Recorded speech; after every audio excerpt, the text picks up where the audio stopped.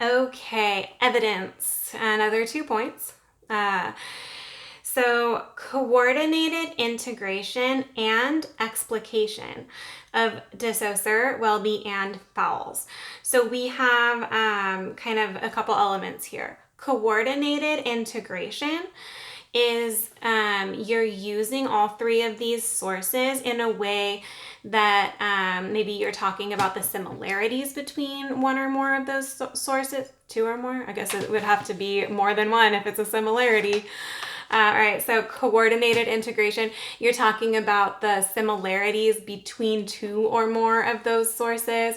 Maybe you're contrasting them, and this is a good place to do like transitioning. So you could say, while author A was really focused on the psychological aspect of language, author B is really more interested in the practical application of understanding and interpretation. So a contrast like that.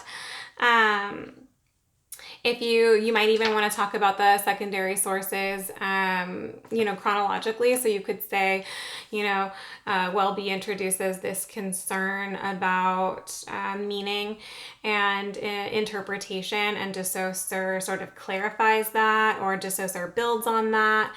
And then, you could say, dissocier gives us, these hints at language as a psychological process.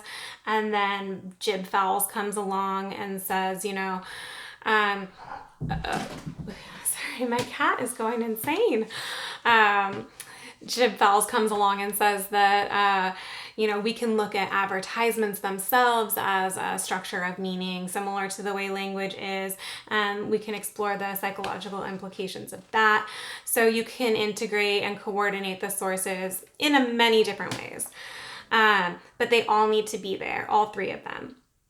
In the B range for evidence, you will have meaningful references to all three of those authors throughout your essay. So as long as they're all there and the references that you make are directly involved in your argument, that's B range.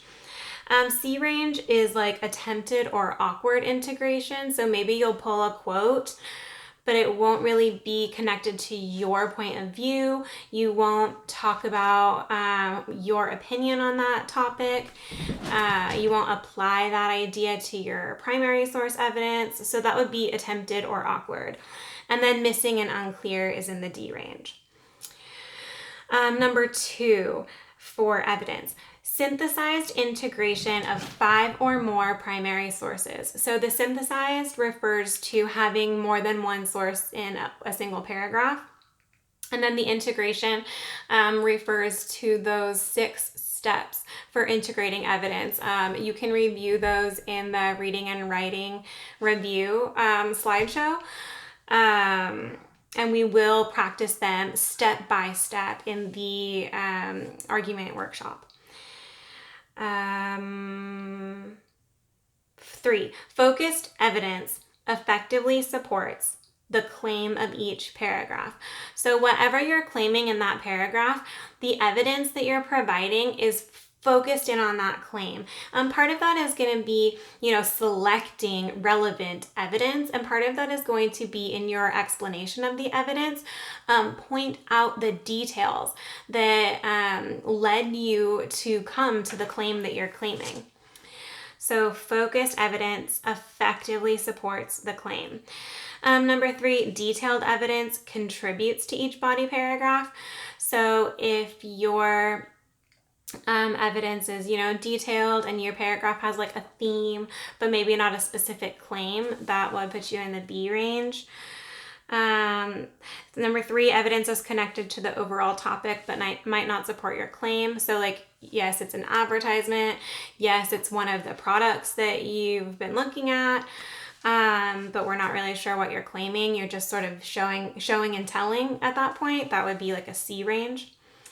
And then the D range is the evidence doesn't have anything to do with your topic or your claim. Number 4 in the evidence, clearly and concisely explain the denotative meaning. So clear means it's easy to understand, and concise means it's really focused and specific. It's not a lot of extra explanations. There's not a lot of extra descriptions. You're not repeating yourself redundantly. So clear and concise. And then number 5 is clearly and thoroughly explain the connotative meanings. So, maybe there's like 3 different possible meanings of a symbol or an image or a word or a phrase from the source that you're analyzing. So give us, all of those meanings and maybe tell us which one is most powerful or most prominent. So clearly and thoroughly.